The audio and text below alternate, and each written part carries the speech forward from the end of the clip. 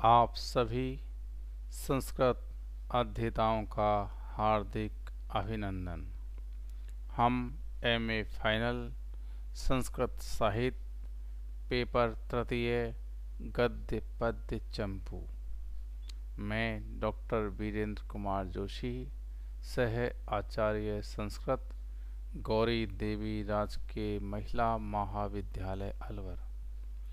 हम MA final Sanskrit इसका जो पेपर तृतीय है गद्य पद्य चंपू, इसका अध्ययन हम कर रहे हैं।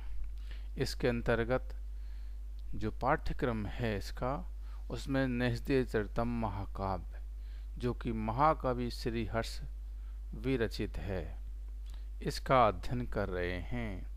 नैषधीय चरितम का जो प्रथम सर्ग है ये हमारे पाठ्यक्रम में है। ठीक है, तो पूर्व में हम प्रथम सर्ग के कई श्लोकों का अध्ययन कर चुके हैं। आज उससे आगे के जो श्लोक हैं उनका हम अध्ययन करेंगे। तो देखिए, अनेन भैमिम घट इष्यतस्तथा विधिर अनभेद क्षत्या विलासितत् अभेदी तत्ताग्रग नंग मार्गणी यदस्य पोष्पैरपि धैर्य कंचुकम। तो देख लीजिए एक बार, अनेन भैमिम घट इष्यतास्तथा विधेर अवंधे क्षतया विलासितत्। ठीक है, अभेदी तत्ताद्रग अनंग मार्गणी यदस्य पोष्पैरपि धैर्य कंचुकम। तो देख लीजिए, और एक बार अन्वय से अर्थ देख लीजिए।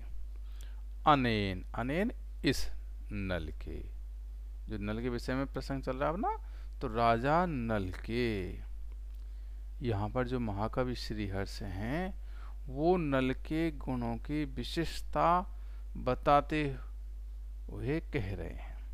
तो एक बार पहले शब्दार्थ देख लेते हैं। अनेन इसके द्वारा, यानी इस राजा नल के द्वारा, भैमिम जो भीम पुत्री है दमयंती, उसको, घट इष्यत है, घट इष्यत मिलाने वाले, ठीक है ना, घट इष्यत मिलाने वाले। ठीक है, तथा ठीक वैसे ही, है ना, ठीक है ना ये। और विधेर अन्वच्छेद छ, विधेर अन्वधे इच्छितया, विधेर, विधे जो ब्रह्मा है, ब्रह्मा के या भाग के, अवंदेच्छतया, अवंदेच्छतया दृढ़ संकल्प द्वारा ही। ठीक है, विलासी, विलासी, विलासी विलास, तत् वह, विलासी विलास था, तत् वह। ठीक है, अभेदी, ठीक है ना, ये जो है, तो देखिए अभेदी। ठीक है, तो इसका अपन अर्थ देख लेते हैं एक बार। देखिए, अभेदी छिन्नम, ठीक है ना, हो गया। चलो आगे देखते हैं। अभेदी का मतलब छिन्न हो गया, छिन्न भिन्न हो गया, विदीर्ण हो गया, ऐसा कर लीजिए।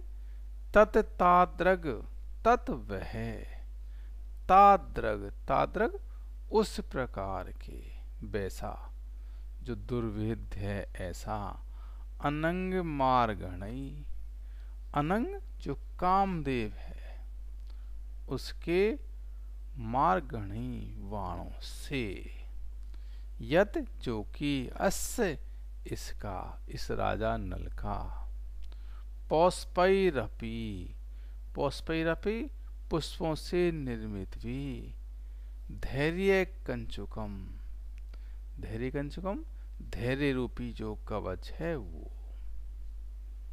ठीक है, तो यहाँ पर हमने इन शब्दों का अर्थ देखा। ठीक है, अब हम इसका एक बार अन्वय देख लीजिए। यत पौष्पैरपि अनंग मार्गणै अस्य तत् तादृग धैर्य कंचुकम अभेदी तत् अनेन भैमिम घटिष्यत है विधे अवंदेच्छतया तथा विलासी। इसका अर्थ देख लीजिए कि जो पुष्पों से निर्मित भी कामदेव के बाणों से इस नल का वैसा धैर्य रूपी कवच विदीर्ण हो गया, वह मानो इस नल से दमयंती को मिलाने वाले ब्रह्मा के या भाग्य के दृढ़ संकल्प का ही इस प्रकार का विलास था, या ब्रह्मा के दृढ़ संकल्प द्वारा ही ऐसा प्रकट हुआ। मतलब जो महाकवि श्री अर्ष हैं वो कह रहे हैं कि नल जो राजा हैं अत्यंत धैर्यशाली थे, लेकिन उनका धैर्य कामदेव के पुष्प निर्वृत बाण से ही नष्ट हो गया। यहाँ पर कवि की कल्पना है कि कामदेव वस्तुतः नल का धैर्य नष्ट करने में समर्थ नहीं था, वह तो भाग्य या ब्रह्मा का ही नल को दमयंती से मिलाने का दृढ़ संकल्प था, जिसके कारण काम ने दमयंती विषयक नल के धैर्य रूपी कवच को भेद दिया, अर्थात नल दमयंती से मिलने के लिए आतुर हो उठा। ठीक है ना, ये इसका अर्थ है, स्पष्ट है। बाकी आप चाहो तो एक बार भले देख सकते हो।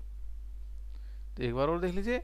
इस काम ने उस भीमजा को बनाने वाले विधाता की अमोघ इच्छा के कारण वह वैसा था धैर्य नाश रूप कार्य कर लिया, जो कि फूलों के काम बाणों के उस राजा नल का उतना दृढ़ वह धैर्य रूपी कवच विदीर्ण कर दिया।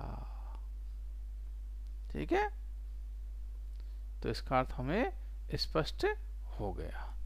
ठीक है ना, अब हम आगे देखते हैं। तो देखिए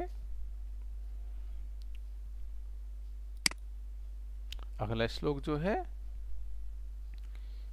देखिए किम अन्यद अद्यापि यदस्त्रैतापित है पितामहो पारिजम आश्रयति अहो स्मरम तनु छाए तया तम आत्मन है शशांक संके से नलिंग तुम नल है। ठीक है ना, तो देखिए किम अन्यद अद्यापि यदस्तत्रैतापित है पितामहो बारीजमाश्रयति अहो स्मरम तनुच्छाय तया तम आत्मन है शशाक संके से नलिंग तुम नल है। तो देखिए किम अन्यद अद्यापि, देखिए किम अन्यद, किम अन्यद अन्य क्या, अद्यापि आज भी, यत जिसके, अस्त्रा यत यत जिसके अस्त्र तापित है। देखिए अस्त्र तापित है, अस्त्रों से संतप्त पीड़ित। पितामह है, पितामह जो ब्रह्मा जी हैं। बारिजम आश्रयति, बारिजम, बारिजम जो कमल होता है उसका आश्रयति आश्रय करते हैं। अहो आश्चर्य है। स्मरम कामदेव को तनु छाए तया, ठीक है ना, तनु छातया शरीर की छाया होने के कारण तम आत्मन है तम उसको, ठीक है ना, तम उसको, आत्मन है अपने, ससाक समर्थ, है ना, संके, संके शंका करता हूं, ठीक है, न है ये, न नहीं, नलंघितुम, नल है नहीं, ये संके से,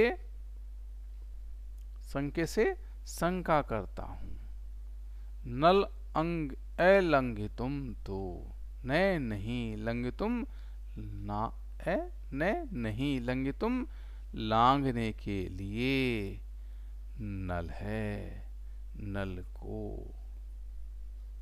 ठीक है ना। तो एक बार इसका अन्वय देख लीजिए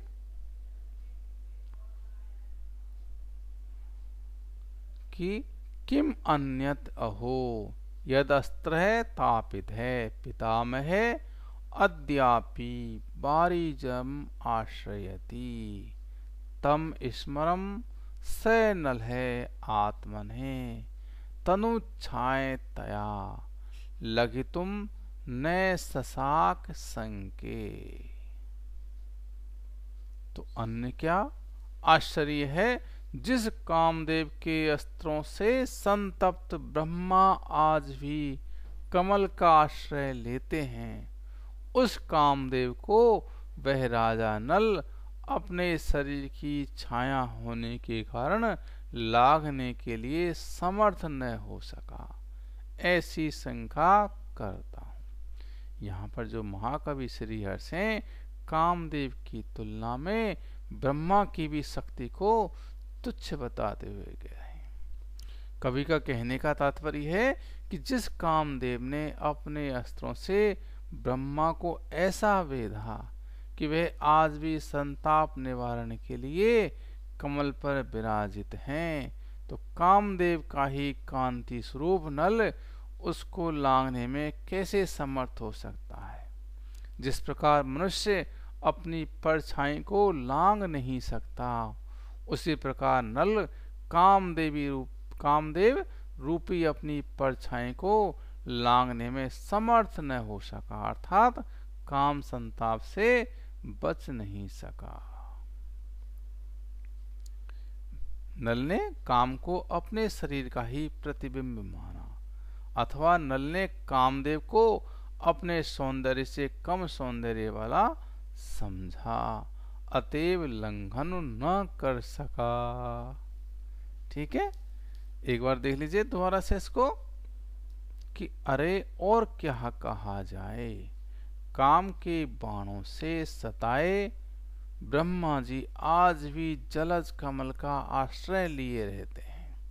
ऐसा लगता है कि वह नल काम के स्वदेह साम्य अथवा देह की परछाई होने के कारण उसे जीत नहीं सका। जो काम से संतप्त हैं ब्रह्मा जी, उनका भी जलजात कमल में आश्रय लिए रहना यह द्योतित करता है कि काम तो सबको ही सताया करता है, सो नल को भी सता सका। एक दूसरी संभावना ये भी है कि नल काम को अपनी छाया समझ बैठा और धोखा खा बैठा। जब पितामह भी काम में की जय में असक्त रहे तो नल की तो क्या गिनती। ठीक है, ये हमारा आपका श्लोक स्पष्ट है। अब अगला श्लोक देखिए कि उरो भुवा कुंभ युगेन जंभितम नवोपहारेण वयस्कृतेन किम त्रया सरिति दुर्गम अपि प्रतिर्यसा नलस्य तन्वी हृदयम विवेशयत। देखिए, उरो भुवा कुंभ युगेन जंभितम नव उपहारेण वयस्कृतेन किम त्रयासरित दुर्गम अपि प्रतिर्यसा नलस्य तन्वी हृदयम विवेशयत। ठीक है ना। तो देखिए यहाँ पर इसका हम अर्थ देख लेते हैं, शब्दार्थ। तो उरोभुवा, देखिए उरोभुवा, यहां से देख लीजिए एक बार पहले कि उरो जो वक्ष स्थल है उस पर, भुवा उत्पन्न होने वाले, कुंभ युगेन स्तन रूप दो कलशों से, कुंभ के युग से, स्तन रूपी कुंभ के या स्तन रूप दो कलशों से, जम्भितम किया था, नव उपहारेण, नव नए, उपहारेण उपहार से युक्त, वयस्कृतेन युवा अवस्था से कृतेन किए गए, किम क्या, ठीक है, त्रय सरित दुर्गम अपि, त्रय यह त्रय नहीं त्रपा सरित है ना, त्रपा तो त्रयास है, सॉरी त्रिया, तो जो लज्जा है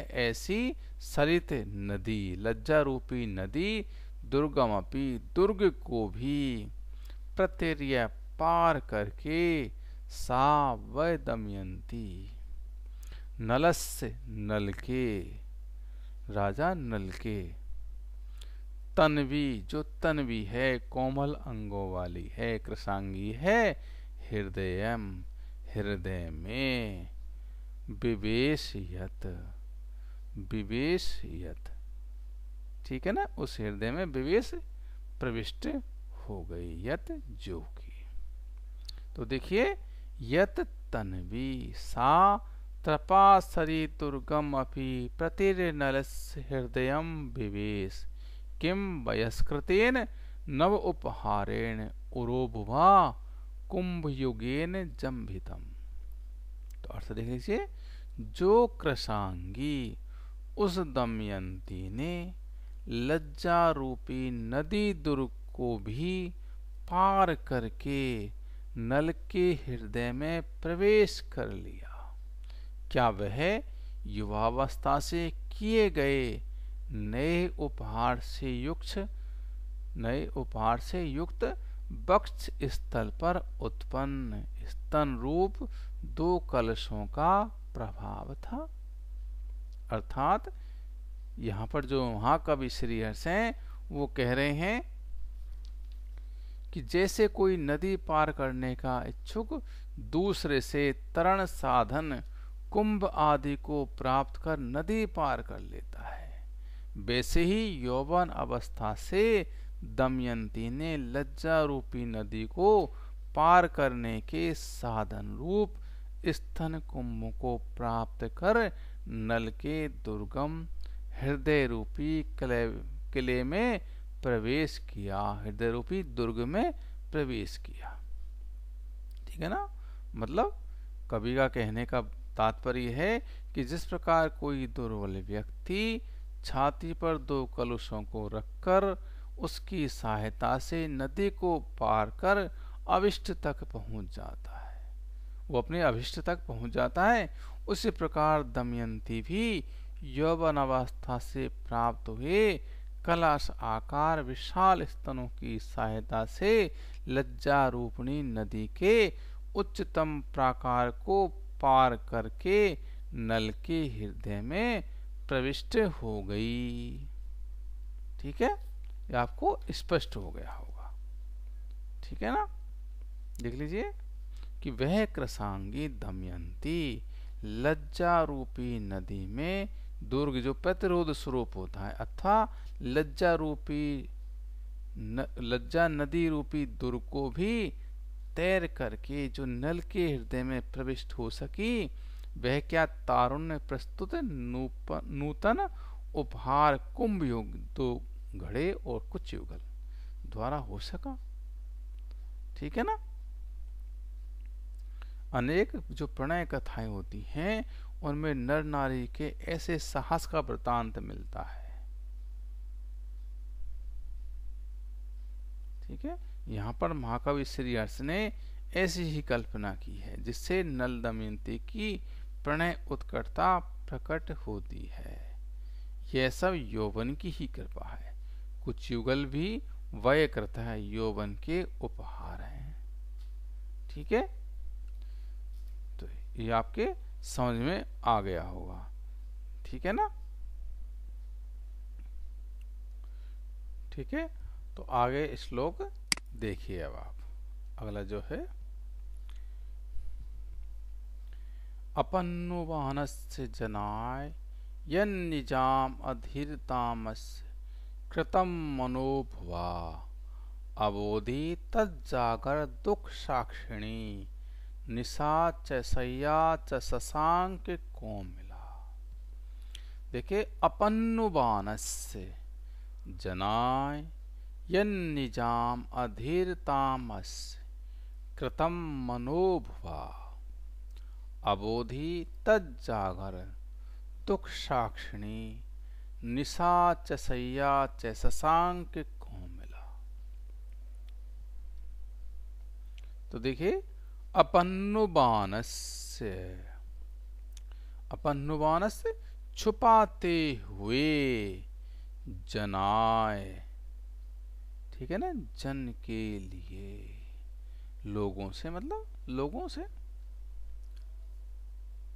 यत निज अधीरताम, यत जो की, निज अधीरताम, अपनी अधीरता को, ठीक है ना, अस्य इसके, इस राजा नल की, कृतम किया,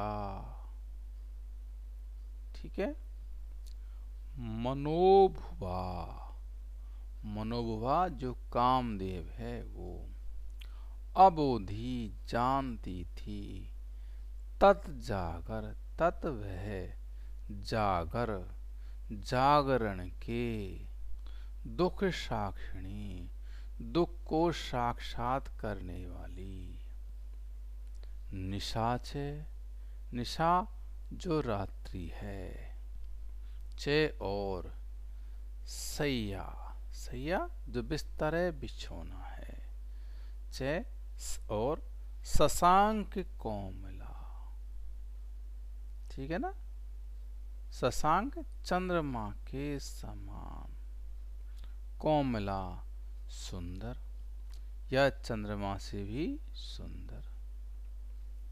तो यहाँ पर जो महाकवि श्रीहर्ष हैं, राजा नल के अधैर्य आदि काम प्रवृत्तियों का साक्षी सैया को बताते हुए कह रहे हैं। तो अनबे से देखिए, निजाम धीरताम जनाए अपन्नुबानस्य यस्य मनोभुवा यतिकृतम तत् जागर दुख साक्षिणी शशांक कोमल निशा सय्या च अबोधि। तो देखिए अर्थ कि लोगों से अपनी अधीरता को छुपाने वाले राजा नल की जो अवस्था थी, उस अवस्था को, कौन सी, जागरण, प्रलाप आदि के दुखों को प्रत्यक्ष देखने के कारण चंद्रमा से रमणीय रात्रि या चंद्रमा के समान सुंदर सैया ही जान पाई। अर्थात कवि का कहने का भाव है कि नल दमयंती के विरह से उत्पन्न अधीरता को कोई भी नहीं जानता था। जो नल की दमयंती के विरह से उत्पन्न अधीरता है, उसको कोई भी नहीं जानता था, केवल सैया या रात्रि ही जानती थी, क्योंकि वह रात भर जागते ही व्यतीत करते थे। देखिए कि सहचारी बीजानाति चरित्रम सहवासिन, जो ये न्याय है, इस न्याय के अनुसार रात्रि में सहचरी और शयन का आधारभूत सैया, ये दोनों ही नल के असली स्वप्न को जानने वाली थी। ठीक है ना, तो इसको हम इस तरह से भी देख सकते हैं। देखिए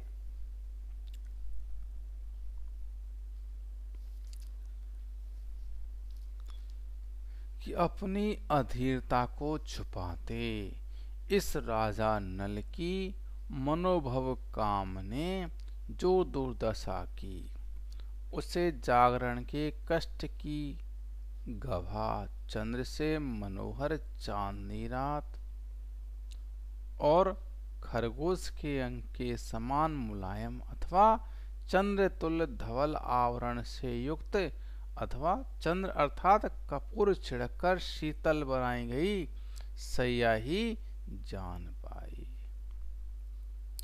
यहाँ पर हम देख रहे हैं इस श्लोक में राजा नल का उत्कट विरह और लज्जाशीलता द्योतित है। उसके मन की पीर को रात और सैया के अतिरिक्त कोई नहीं जान सका। ठीक है, अब देखिए आगे का श्लोक।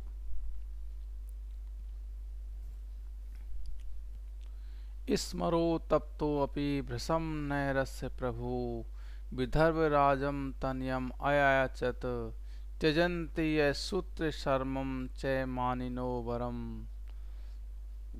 त्यजन्ति ने त्वद एकम अयाचित व्रतम। स्मरो तप्तो अपि, ठीक है, भृशम नैरस्य प्रभु, विदर्भ राजम तनयाम अयाचत, त्यजंती, ठीक है ना, त्यजंती, देखो, त्यजंती अशूत्र शर्मम, त्यजंती अश्वन शत्रम, असूत्रम शर्मम च मानिनो वरम, त्यजंती ने तु एकम अयाचित व्रतम। तो यहाँ पर देखिए कि जो महाकवि श्रीयर्ष हैं, काम पीड़ित नल के द्वारा दमयंती को स्वयं ने मांगने की दृढ़ता को बताते हुए कह रहे हैं कि स्मरो तप्तो अपि, स्मरो काम से, तप्तोपि पीड़ित होने पर भी, ठीक है ना, भ्रसम बहुत ज्यादा, ने नहीं, से प्रभु उसने, प्रभु ने, उस राजा नल ने, विदर्भ राजम जो विदर्भ राज है, विदर्भ के राजा भीम से, तनयाम उनकी पुत्री को, दमयंती को, अयाचत मांगा नहीं, मान है ना, त्यजंती, त्यजंती त्याग देते हैं, असून प्राण को भी, है ना, शर्म चय और दुख को भी, या एक तरह से कह लीजिए असून, असून शर्म चय, और शर्म जो सुख है उसको भी, मानिनो बरम, मानिनो जो मानी लोग हैं, कीर्ति से युक्त हैं या स्वाभिमान पुरुष हैं, बरम श्रेष्ठ है, त्यजंती त्याग देते हैं, त्यागते हैं, ने नहीं, तू तो एकम एकमात्र, अयाचित व्रतम, अयाचित व्रतम एक अयाचना के व्रत को, ठीक है ना। तो इसका अन्वय देख लीजिए कि भ्रसम स्मरो तप्तो अपि प्रभु, विदर्भ राजम तनयाम न अयाचत, मानिन है असून शर्म चय, त्यजंती बरम तो एकम अयाचित व्रतम न त्यजंती। अर्थात जो महाकवि हैं वो कह रहे हैं कि अत्यधिक काम से पीड़ित भी उस राजा नल ने विदर्भ के राजा से उनकी पुत्री दमयंती को नहीं मांगा। क्यों? कीर्तिमान या स्वाभिमानी पुरुष प्राण और सुख त्याग देना श्रेष्ठ मानते हैं, लेकिन अयाचना के व्रत को नहीं छोड़ते। यहाँ पर महाकवि का कहने का तात्पर्य है कि स्वाभिमानी लोग प्राणों का त्याग सुखपूर्वक कर सकते हैं, लेकिन अयाचना के व्रत को नहीं छोड़ सकते। यही कारण था कि राजा नल दमयंती को उसके पिता से न मांग सके। ठीक है ना। आगे समझ में देख लीजिए। अत्यंत काम संतप्त होने पर भी उस सर्वसमर्थ राजा नल ने विदर्भ नरेश से उनकी पुत्री दमयंती की याचना नहीं की। आत्म अभिमानी पुरुष प्राणों को और सुख को त्यज सकते हैं, किंतु एक अयाचना यानी किसी से कुछ नहीं मांगना रूपी जो व्रत है इसको नहीं छोड़ सकते। अर्थात जो स्वाभिमानी व्यक्ति होते हैं कष्ट सह लेते हैं पर किसी से कुछ मांगते नहीं। नल भी ऐसे ही स्वाभिमानी थे। ठीक है। यहाँ पर सामान्य से विशेष का समर्थन रूप अर्थांतरनाश अलंकार भी द्रष्टव्य है। ठीक है ना। हो गया। तो देख लीजिए। ठीक है। ये आपके समझ में आ गया होगा। एक बार इन श्लोकों को आप पढ़ लीजिए। ठीक है। और अधिक स्पष्ट हो जाएंगे। तो आज के लिए इतना ही। जयतु संस्कृतम जयतु भारत।